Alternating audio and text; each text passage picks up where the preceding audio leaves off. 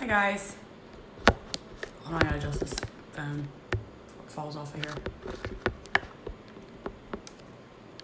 It's Jen. Yeah, I know. It's been a while. I've kind of been a ghost when it comes to videos like this anyways.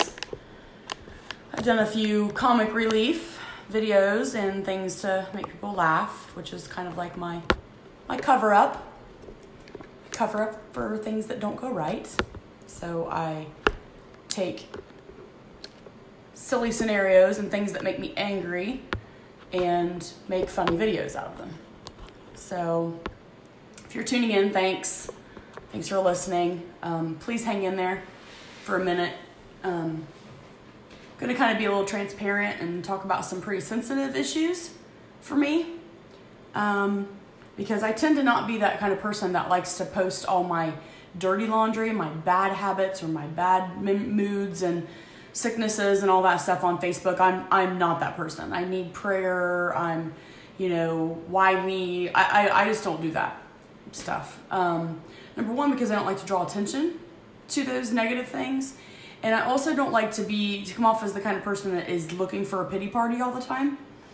I think that's a trap to invite more things, more issues, the devil's tactics, his assignments on your life. I think that is just a way to open the door to him and say, come on in, just have a party. So, to start slowly, I have never myself, now I've always been a little, kind of a high-strung person and not really, been able to deal with a whole lot of things all at once. I'm not a multitasker, which is kind of out of character for most females. Most females are typically multitaskers and they can do several things at once. I am not. I am a single focused person, and if I'm doing something that I have to pay attention to, I can't carry a conversation on with you at the same time. So I'm usually that person that goes, hang on a minute, and then I finish what I'm doing and then I'll continue to talk with you later. So I guess I've always kind of had a tendency to be overwhelmed and to be a little anxious or panicky, especially when things were pressured on me. I don't really know how to what? Oh no. This thing's changed. This Facebook Live thing, it has a thing where I can click bring them on camera with me. I've never seen that before. So if someone really wants to be on camera with me, we'll talk about that. I've never done that before. So anyhow, kind of been in a little spell of something that I never thought I would deal with. I turned 40 this year in the spring, which I was kind of embracing 40. I was looking forward to it. I wasn't scared of it.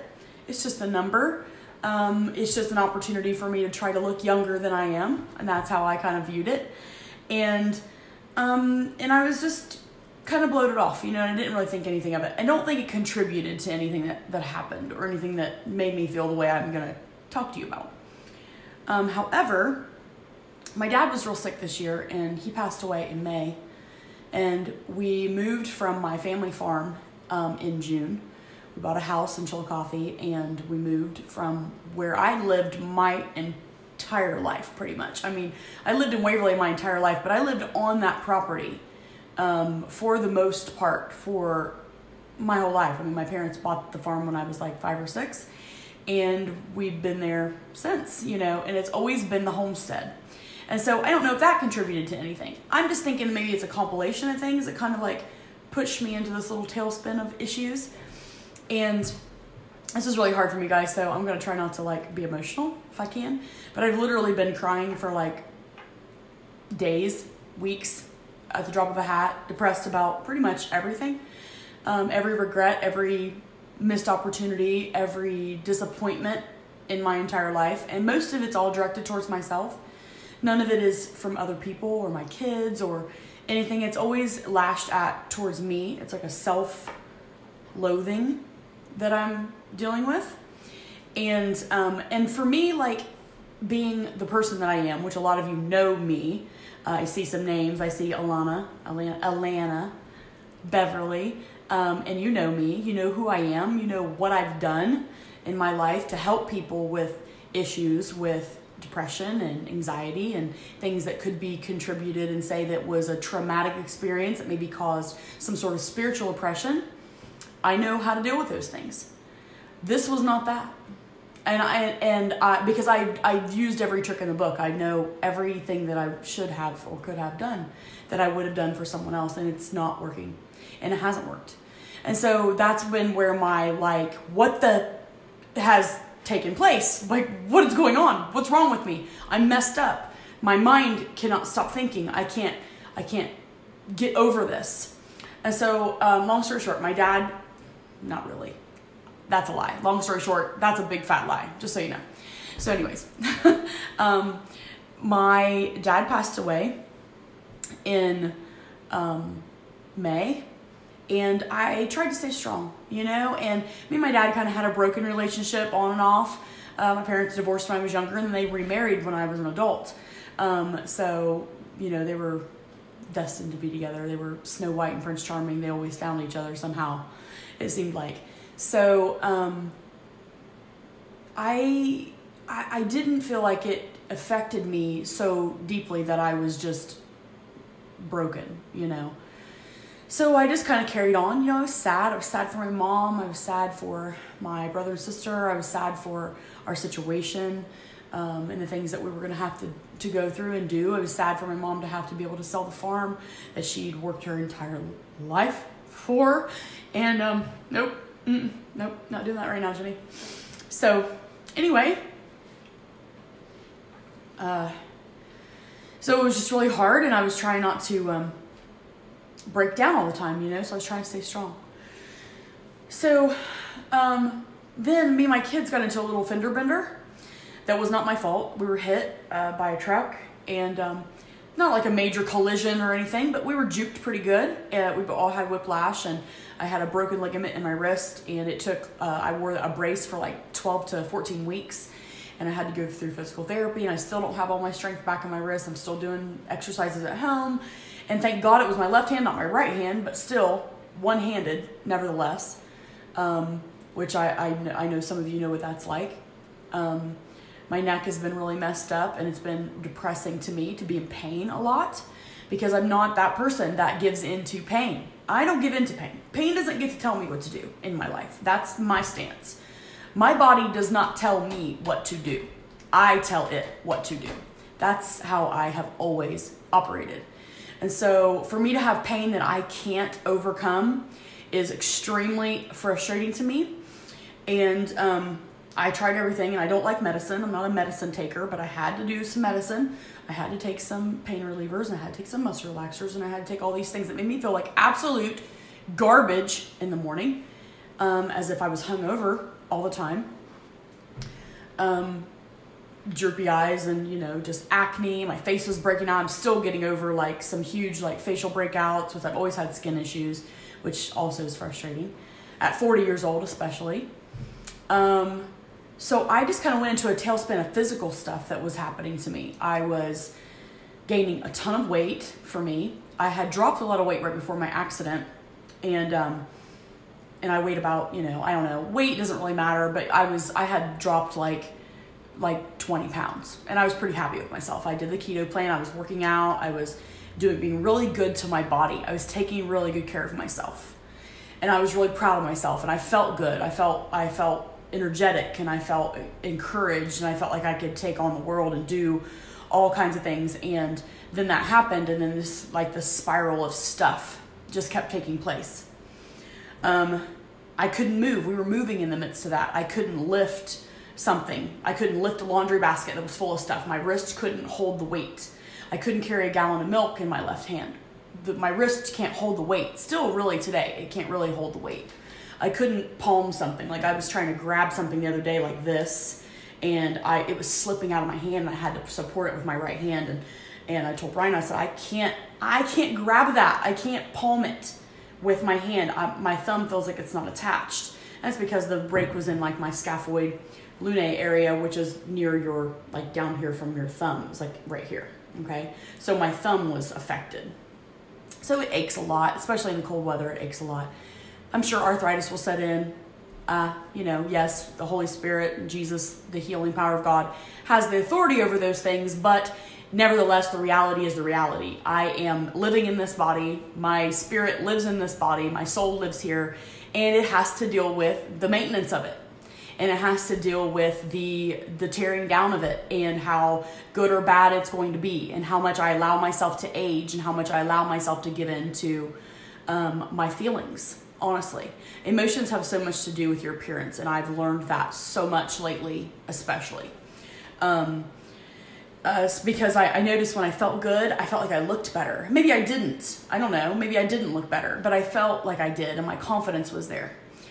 So I gained like 30 pounds between June and the end of October, which my eating habits really didn't change a whole lot, but my medication habits did. I had to get some anti-anxiety medicine that I had tried other stuff before, and it always messed with me. It always gave me horrible dreams. It gave me kind of like a dead feeling, like I didn't have any emotions. I didn't feel anything. And so I was just experimenting. I literally just went to my doctor and I was like, I gotta have something. I'm losing my mind. I'm losing my mind. I can't stop thinking at night. I'm exhausted in the morning. I can't get over my life. I can't get over mourning my regrets. I can't get over mourning my disappointments, my wasted time, the things I've lost, the things that have changed. I can't stop thinking about it. And I'm gonna snap. Like, I'm gonna snap. And most people know I'm kind of high strung anyway. And it don't take a whole lot to get me worked up about something. Usually like in a more of a frustrating kind of a humorous way, I guess you would say, but still, I couldn't get over it. I couldn't pray my way out of it. I couldn't worship my way out of it. I couldn't read my way out of it. I couldn't declare my way out of it. It wasn't happening. It was not happening. And there can be 1,000 different antidotes. And in the past, I always tried to spiritualize it and make sure that I was coming at it in a spiritual way and attacking it in a spiritual way. I mean, I've made bold statements where I've said I don't believe that mental illness exists, that I believe that all mental illness was geared and was fueled by demonic oppression, by spiritual things, by our life, by our own doing. And I take that back. I absolutely 100% take that back. I don't believe that all of it is, but I don't believe that none of it is. Does that make any sense? So,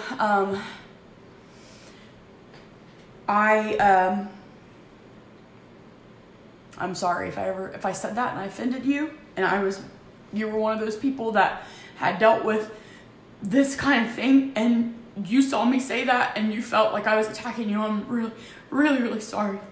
I'm really sorry. So anyway, I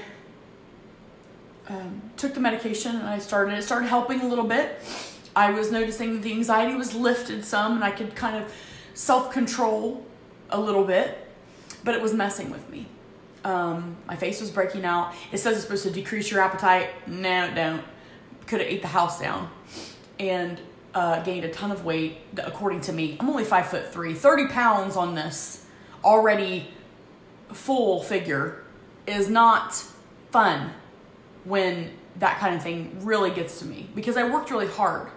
And it's not that and I'm not fat shaming or anything like that, because I think it's not that. It's just my personal preference. I feel better physically, mentally, and in my confidence level if I don't have this extra weight. And I know a lot of you can attest to that feeling and know what that feels like. So anyway, as I down my morning cup of Get Her Done, I felt really sick.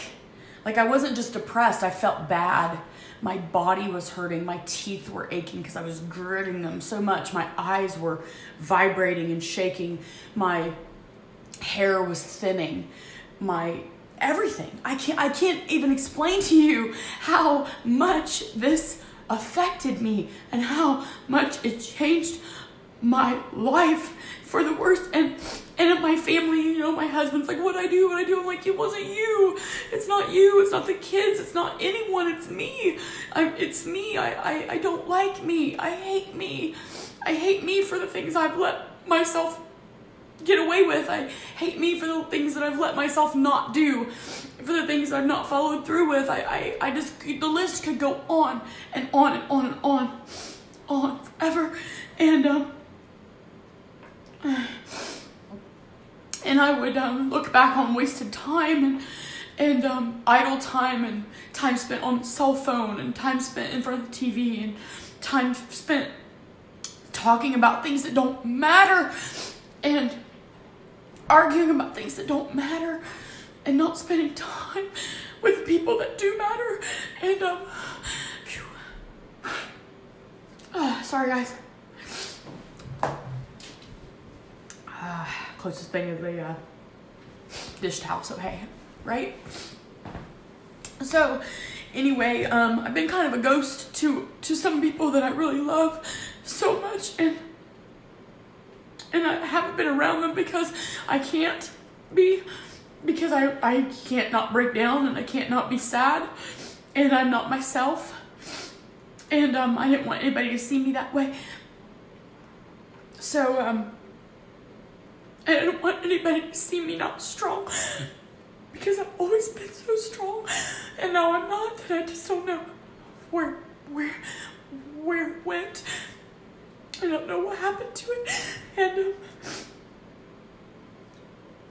oh God, please help me. So you know, I thought there was all these things that would make me happier, so I told my husband, I was like, I want to go to the gym. I want to start working out. He's worked out and he's done so amazing. Like, he's changed his entire body, his attitude, everything. Like, he's just inspirational when it comes to working out and taking care of your temple and really caring about your appearance. And that's what he wanted, and that's what he went after, and he got it. And like, he's one of those people that just can self-discipline like that, and I'm not really very good at that, self-disciplining. I'm more better at barking orders, I guess. So anyway, so I said, you know, it's done so much amazing things for him. So I was like, I want to work out, you know, I want to go to the gym. So let's start doing this. So he wrote me a little plan, and I told him, I was like, I'm fat and I hate myself. I mean, I'm just being honest, guys. I'm not fat shaming anyone. I'm fat and I hate myself. And I couldn't stand to look at myself in the mirror in the morning, and I was aggravated. All my clothes didn't fit, and even my leggings were getting tight, and I was just like, screw this. I mean, let's just be transparent for a minute, okay? I'm not trying to be holy. I'm not trying to be well-behaved right now. I'm just saying, screw this. If this is life and I have to wake up and feel like this every single day, I'm done. I'm checked out, man. I'm over it. Jesus can come back anytime. Take me wherever you want to take me. I don't want to feel like this anymore. So we started going to the gym, and I couldn't do it. I tried to power through it, and I'm doing it now. I'm doing it now as best I can. And you know, people will say, I'm sorry, this is a rabbit trail. People will say, you know, well, you need to pour into people to be fulfilled, and you need to spend this much time in the secret place praying to be fulfilled. And I've done all that, guys. I've done all that stuff, and it's rewarding, but it doesn't fix anything. It doesn't fix it. And so it's really just like a daily struggle, like a daily thorn. I mean, it's just this is how I'm gonna feel. I'm gonna be fine, and then one minute I'm gonna think about something, and then it's just gonna hit me, and I'm gonna realize that I'm 40 years old and I haven't done anything that I ever planned to do with my life. I haven't been anywhere. I haven't traveled anywhere that I wanted to go, and I haven't wrote a book that I said I wanted to write, and I haven't invested in myself at all, and I'm just gonna disappear. And that's how it feels. That's how it feels. That's how I was feeling. And I've poured my entire life into my kids. I've been a mom since I was 18. And I wouldn't give them up for anything, so don't get me wrong. It's not about that. It's just that I am a person too, and I have dreams too. And I've given them all up. And so, God, I hate this waterworks. And so, I know, Teresa, I know, it's what my husband keeps telling me. You know, he's like, I waited till I was almost 40, he waited till he was almost 40 to get in the gym and start being a bodybuilder. And so, it proves to me that it's not too late, but it takes a lot. And it takes a lot of time, and you have to like really just discipline yourself and be consistent. And I have a hard time with that because I'm a troubleshooter. If my kids need me, I just drop everything and go. And if my mom needs me, I drop everything and I go. And I just give up. I just put me on the back burner all the time and do for everyone else. And I spin all these plates. And my husband makes me take care of myself. He makes me go get my nails done. He makes me go get pedicures. And I'm always like, I just don't have time. I don't have the money. I'm not going to do it this month. And I'm just going to let it go. And he's like, no, you're not. No, you're not. You're not going to let it go. Probably because he just likes it. And he thinks it looks pretty and he wants me to have them. But, you know, and he pays for my membership to the gym, and he pays for my membership to Planet Fitness so I can go tan, and so I can go to the massage chairs, and because he tries to encourage me to take care of myself because he sees the stress that I put myself under when I don't. So anyway, sorry, back to the original. And so I couldn't stop thinking. I couldn't get over it. I couldn't get over my life and everything that I missed. Even my kids, like when they were little, like now they're all so big and grown up and changing and turning into adults, and I look back at when they were like 8, 9, and when they asked me to lay down with them and cuddle or watch a movie with them, and I wouldn't have time. And I wouldn't have time. And I didn't make time. And I let the time get away from me, and now it's too late. And now it's too late. So, a lot of regrets. So anyway, I don't know really where I was at, but I would just be fine trekking along, and then something will hit me and I'll start thinking, and it would just spiral and just become like this big mind warping thing. And so I was trying to go to the gym. That's where I was. And I'm sorry this is so long, but thank you guys so much. Thank you so much for listening to me and listening to me blubber. I feel like this is the only way I can get it out. It was either that or I was going to write a blog, and then you'd have to read that. And most people don't read long things anymore. Just to be honest, they don't. So I was going to the gym, and I was so self-conscious, and I've never been that way, guys. I'm serious. I could go out of the house looking like whatever, and I had the confidence to not care, and I didn't care if I ran into people in the grocery store, you know. And when I was younger, my mom would never leave the house without her makeup and her heels and her hair done, and I love you, Mom, if you're listening somehow. I don't know. She doesn't have Facebook, so if my niece or my sister gets on here and lets her watch, she might be like, daggone it, she's talking about me. But the truth is, my mom never went anywhere without looking like $1 million. I mean, literally, like Lonnie Anderson with black hair all the time. She looked amazing. And so I kind of grew up with that. And so I was kind of like, Mom, who cares? Let it go. It's not, who cares what anybody thinks? And I lived, that was my attitude. It didn't bother me. And,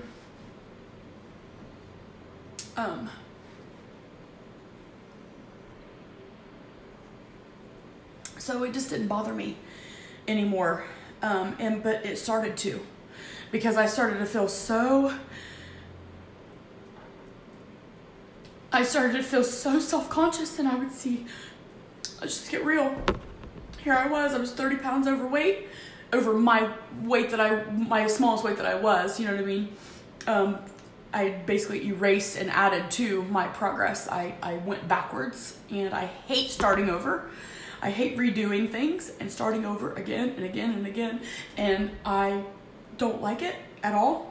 And I feel like I've done that so many times. I feel like I'm just wishy-washy. Like I'm just, I'm doing this thing and then I'm doing that thing and it's the next thing. And I'm done with that. I'm done with that. I'm ready to stick to my guns and stick to what I know and to stick to what I know works. And so I was going to the gym and I was walking in and I would see women who had been working really hard and were looking really good, and they had changed, their bodies had changed. Some of them I knew, some of them I didn't. And honestly, in my mind, it was just like they were just a reminder of what I wasn't and what I couldn't be right now. And I felt jealous and I felt insecure and I felt like I wanted to just be invisible. And I've never been that social anxiety person to where I just didn't want to run into people in town or in the grocery store. It didn't matter to me. It really doesn't. Ask my kids. I spent my whole life in Kroger pretty much because I'd run into someone that I knew and talk and talk and talk and talk. And this was me going through grocery stores, avoiding people that I saw there because I didn't want them to talk to me, because I didn't want them to see what I was seeing.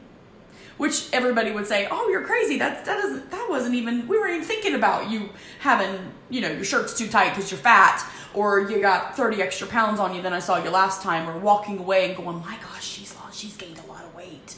Because I know they do that. Why? Because I've done that. I've been that person that I saw someone that was seemingly in good shape and then they'd gained a lot of weight. And I'm like, oh my gosh, they really put a lot of weight on. I mean, come on, let's get real. You have to. All of you have. Everybody has at some point. So I couldn't be there. It was so bad a few times that I would literally pull into the parking lot and I would go inside and I'd go to the tanning bed usually first because it would kind of like help me just kind of think and just calm myself down, because I would get into such a panic that I literally couldn't breathe. Like I'm faking this right now, but like I was like my breath was caught like right here in my throat and I couldn't get a deep breath to where I was just like literally, I was gonna pass out. Like my eyes would go blurry and I looked like I had this milky film in front of my eyes, and I was looking through a filmy glass. And I was looking around and I felt like everybody was looking at me. I felt like all these women were scoffing at me, thinking that I didn't belong there, that I needed to go home and just take my fat butt home and just stay at home with myself because I wasn't fit to be there. This is what's in my mind. And I know everybody's thinking, oh my gosh, that's crazy. That's silly talk. That's off the wall. That's unrealistic, right? But it wasn't, because it was my reality. That's exactly what I was thinking. That's what I was feeling. That's what I was going through, guys. I'm not even joking. I wish I was joking. Oh my gosh, if this was a joke and I could just say gotcha at the end, that'd be awesome. But no, can't. So, waving at a few people. I'm sorry, I'm not being very good at being very proactive on here, but anyways, everybody I think has had their little bouts of depression, their little bouts of things that would get them down, and then they kind of spring back. And I'm usually like a person that would spring back pretty quickly. And, but I just felt like I couldn't do it. I couldn't do it this time. I couldn't get over myself. I couldn't get over what I hated about me. I hated me so much. And my husband would be like, you hate me, don't you? I'm like, no. I'm like, I hate me. I hate me so much. I hate me. I hate what I look like. I hate who I am. I hate what I see in the mirror. I hate the way I feel. I hate everything. I hate the sound of my own voice. I've never had so much self-loathing in my life. Never.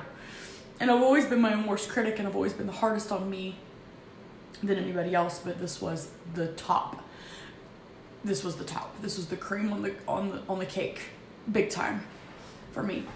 So, if you guys have dealt with that, if you feel like you've been there like I've been dealing with, then please, you know, heart this, like this post as you go, as you're watching. I'd appreciate it. It'll bring it to other people's news feeds so that they can see that you liked it, and then they may watch it later as I save it. But I was always really strong. I was always that person that could just like, suck it up, buttercup. Pull your bootstraps up, put your big girl pants on, move on. That has been me to a T if anybody agrees with that, give me a like. I mean, if you know me, you know me. You know that I don't give in. I do not give in. I do not give up. I don't let things get the best of me. From a pickle jar to traffic to big giant things. I mean, health issues or whatever. I just don't give up. So then I tried going to Brian's gym. I was going to SNS Fitness, which I still am. I am going there. I have been. I've missed a lot. I've not been very consistent because of my issues that I've been dealing with, because I just literally couldn't do it. We were actually on our way to the gym one day, and I think it was a Sunday morning, Saturday morning maybe. I can't remember. And I couldn't stop crying. I couldn't stop no matter what I did. I could not stop. And Brian was like, I'm really worried about you. Are you okay? Like, are you going to be okay? Are we going to go? And I'm like, no, just go. You know, I'll let you go in and start working out. I'll stay in the car till I calm down or whatever. But I couldn't calm down. I was heaving and I couldn't calm down. And I was kind of pouring all this stuff out onto him and letting him hear all my woes. And I wasn't whining. It's not like, because I've heard people whine. I don't like whiny people, and I don't like people who are all the time putting out their sad stories. Not because I don't think they're entitled to it, but just because it just draws a negative attention to yourself, and it just reinforces what you're going through. In my opinion, that's been my stance. And I know they're reaching out, and some of them don't have the friend base that I've got. I mean, I literally have got several different pods of friends that are just kind of very, very supportive, that are very like, you know, I've got the friend that's like, hey girl, you can do this, you got to keep going, don't make me kick your butt. And then I've got the ones that are like, let's talk. And then I've got the ones, hey, call and vent, scream, cry, throw things at me, whatever you need, you know. And I've been that for them, and they've been that for me, and it's amazing. And there's nothing on the planet that can replace those type of friendships for a female. In my opinion, I don't know if guys, you have that. If you don't, get it. Get a guy friend that you can literally just be transparent with. It's so important. It's so important. It's been life-changing. If I didn't have those people, I understand more so about like people who are dealing with suicidal tendencies, especially if they don't have a support base and they don't have people who love them and who they love. I can imagine it's already difficult when you do have a very good, strong family unit and you do have a good, strong friend base. But I couldn't fathom dealing with this without that, without those friends and those people. So I went into the gym, and I just wanted to crawl into a corner. I told my husband, I was like, I see people here, and I see people here that I don't want them to see me. I don't want to make eye contact with them. I don't want them to talk to me. Not because I don't like them, but because they're not nice. They're very sweet, and they're very good people, and I applaud them. They've done so amazing. They look great. You know, they're really going after it, and they're just doing great, and I'm so jealous that I'm not. And I can't make myself do this because I'm literally in the middle of a workout and I'm starting to think and I'm crying and I can't get myself to get over it. So that's the story. And and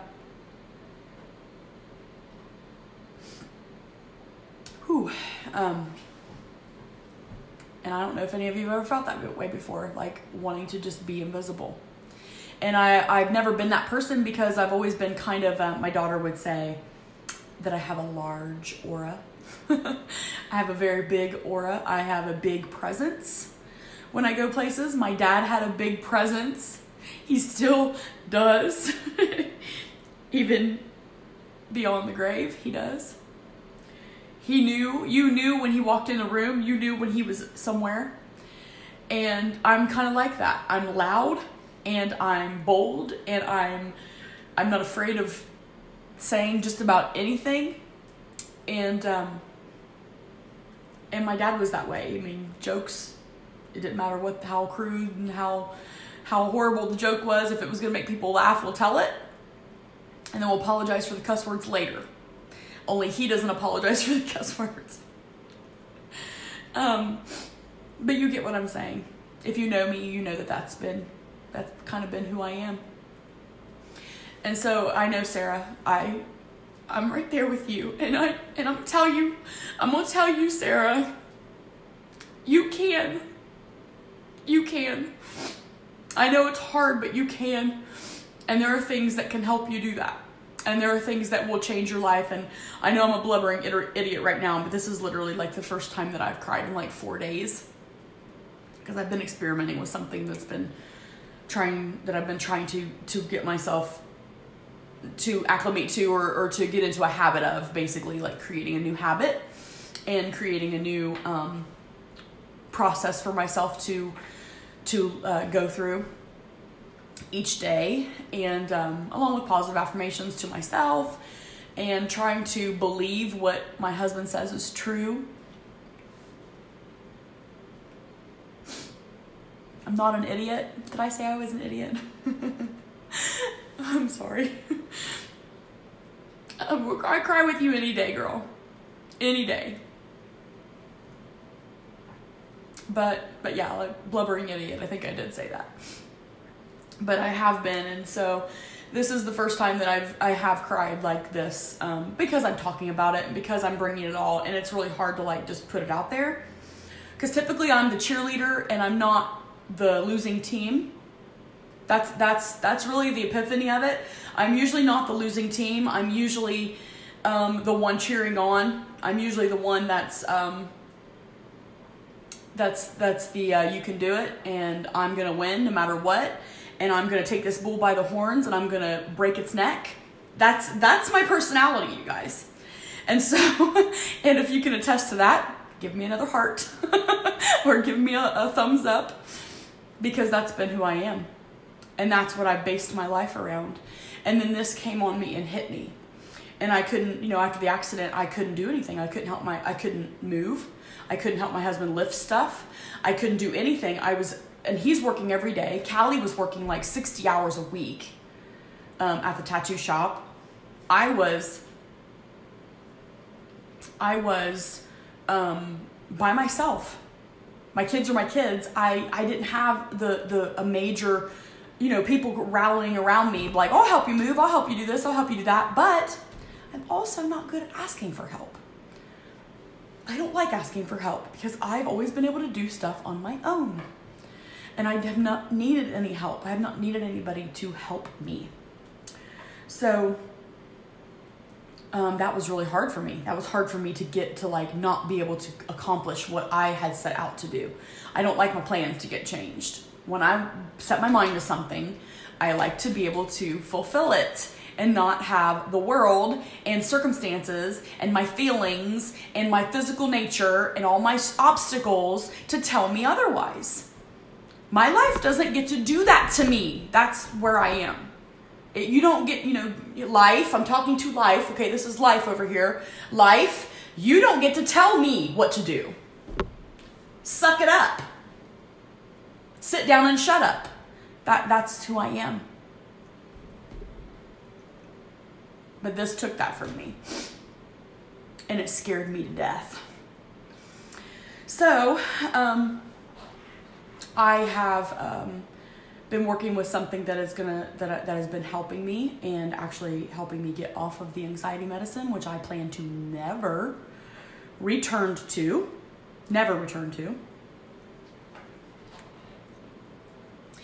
And I just have to deal with like not feeling like regretful that I let myself waste so much time on other things to try and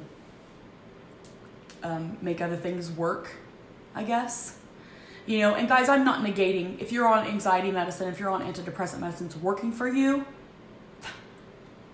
You're 1 in a million, baby, because I've not talked to anybody who says that they are happy with it.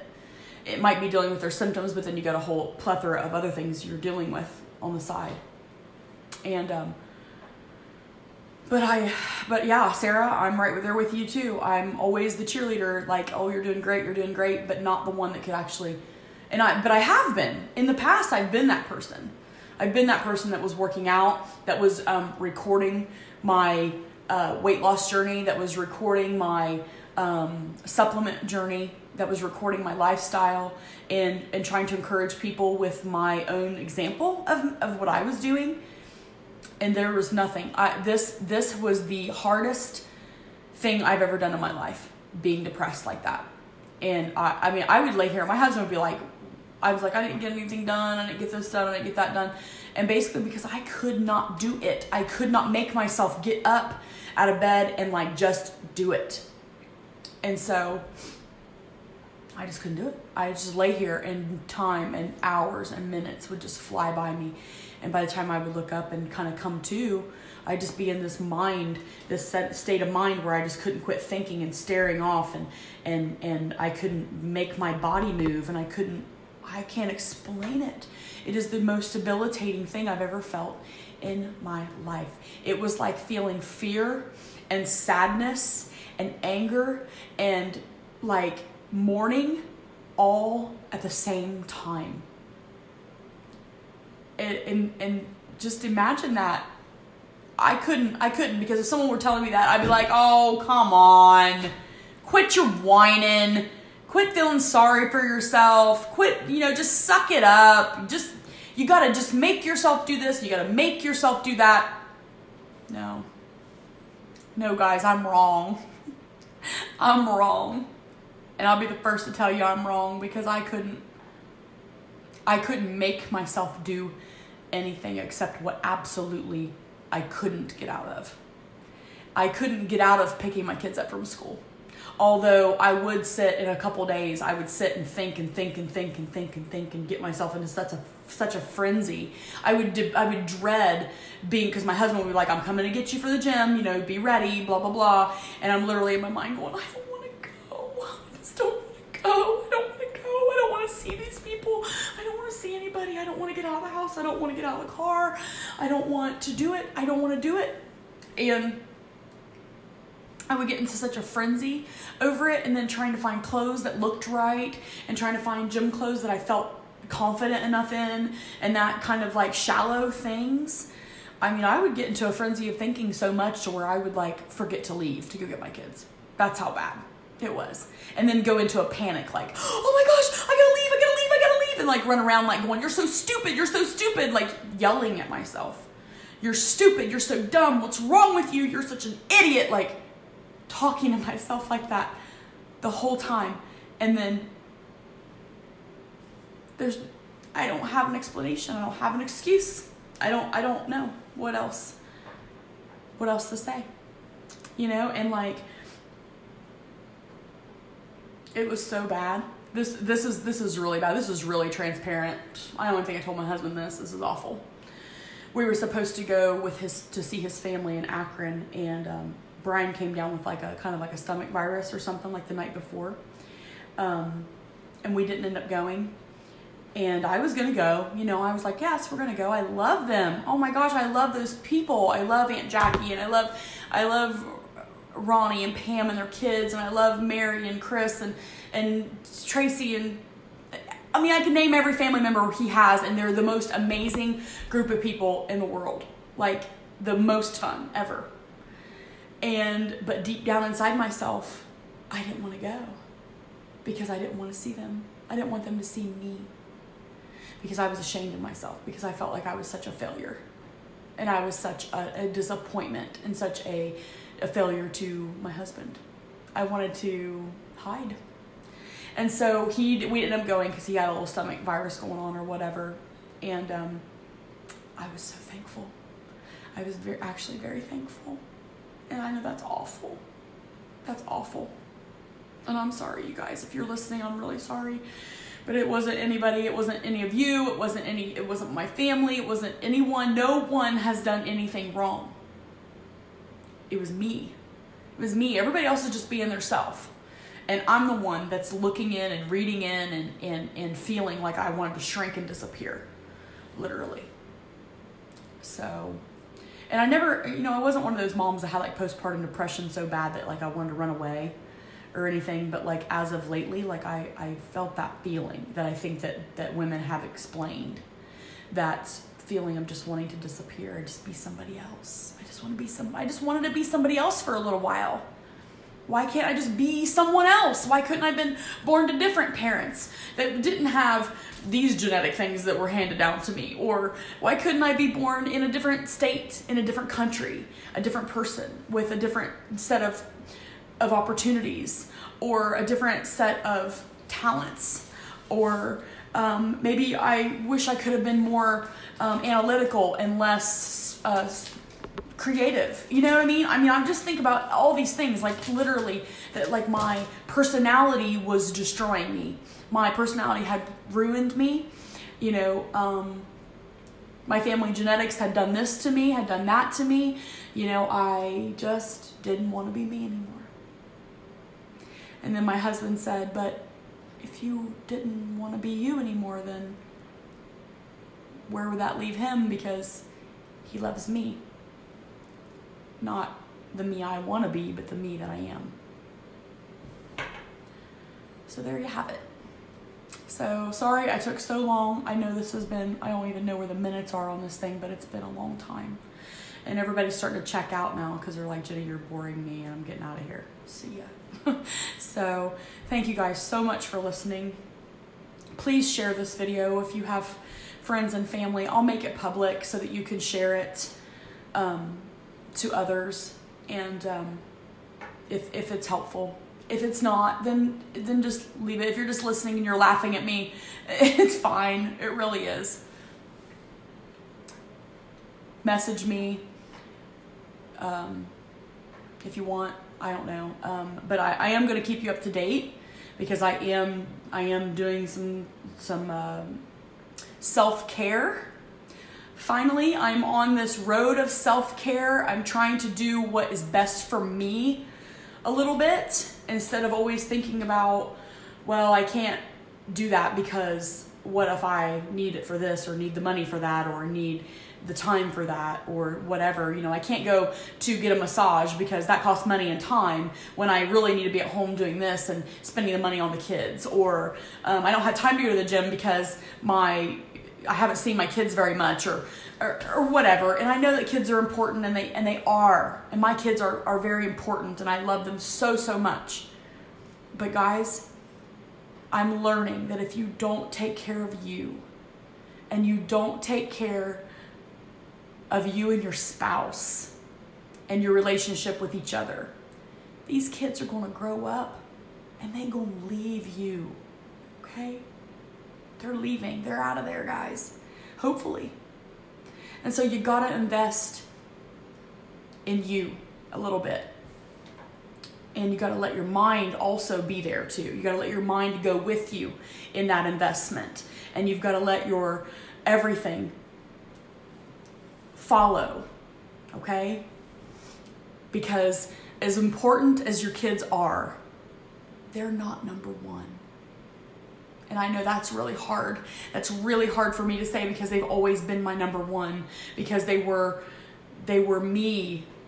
They were me. I was investing in them because I was using them to invest in myself. I was using them to living through them as vicariously, trying to help fulfill my dreams without actually fulfilling my dreams. If that makes any sense. And I know that's common. But I do love them. I love them so much. I'm so proud of all my kids, my stepkids too. And I love them so much. And there's so many little kids out there that belong to my friends. My friends have little babies and I love them so much. I literally just bawl when I see all the little Christmas pictures and their pictures with Santa and their pictures of the Christmas tree. And I was a puddle of tears because I remember those times. I remember my kids being little And it's so hard to let go. It's so hard to think that it's over. That it's all over. And that we have to move on to something else, and we have to be okay with moving on to other things.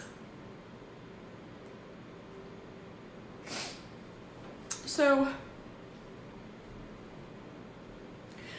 you're right, Erica. You're absolutely right.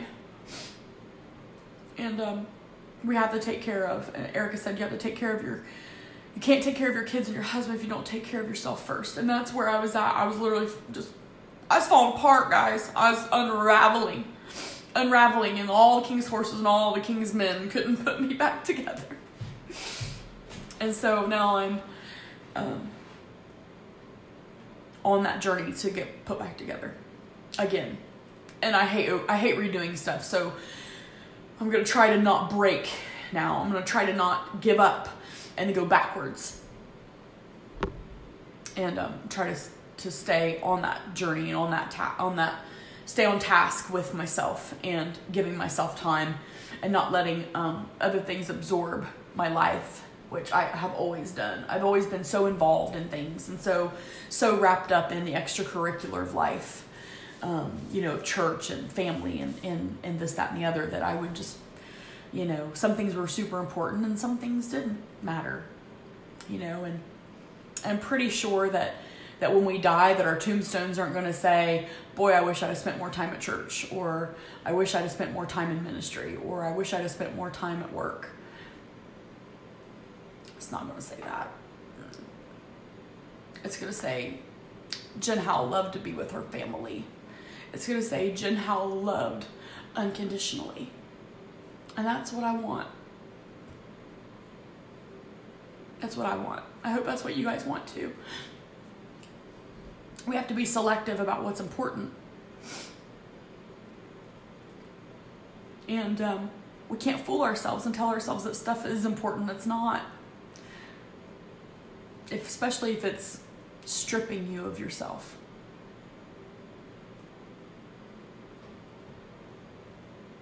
So I see a lot more people chiming in. I'm sorry if it's kind of late. I am going to save this to my Facebook page. Please, I do have a page that is like a writing page that I'm going to be sharing some videos and stuff to. If you want to be updated, you can go and like that page. It's just Jen Howell, and it's to be honest, it's like a writing page. I list myself as a writer, comedian, speaker. I'm not any of those things, but I'm self-proclaimed. So I'll post the link to my timeline if you want to go and follow that. That way you can kind of keep updated if you want to know what's going on and how my self-care is going and what I'm doing and what I'm relying on and how my progress is going. I would like to hear from you guys too. So thanks for listening, you guys, so much. I see all those beautiful names. I know. I see you. I see so many. Yes, I love you. I love you too, Beth. Yes, love you, Roxy. It's been forever since I've seen you. Hi, Dorina. I love you. One of my longest friends in the world, Dorina. We've cried and vented and tore stuff up together for going way back in the day. Stalking our stupid boyfriends at the time. But listen, life goes on and you gotta hold on to the good stuff. Sometimes the good stuff makes me cry too, though. Love you, 2K. So I'll see you later, guys. I'm gonna get off of here because I'm just gonna keep rambling and keep unveiling all of my secrets if I don't get off. So please share it. Please like it, like the video, get it out there. If this will help people feel that they're not alone, if they can actually wake up in the morning and not feel like they've had leaders or people tell them it's all in your head, or doctors tell them that it's all in their head, or that it's demonic, or that it's all spiritual, or their lifestyle is to blame, or whatever. There's 1,000 things that you could throw out there and say it's all that's the blame. This thing does not it is not choosy. It's not prejudiced. It just picks whoever, and it just happens. And I'm doing a lot of research about the mind, about the brain, about chemicals in the brain, and about how these things work, hormones, and how they change as you get older, and how traumatic experiences and extra weight and having babies and getting closer to menopause and your menstrual cycle and your just everything, you guys. Everything is subject to change in our life, and that's hard to take for me. But the truth is, it's just how it is. So I think I hear my baby coming home. So I'll see you later, and you have a good day. Love you all.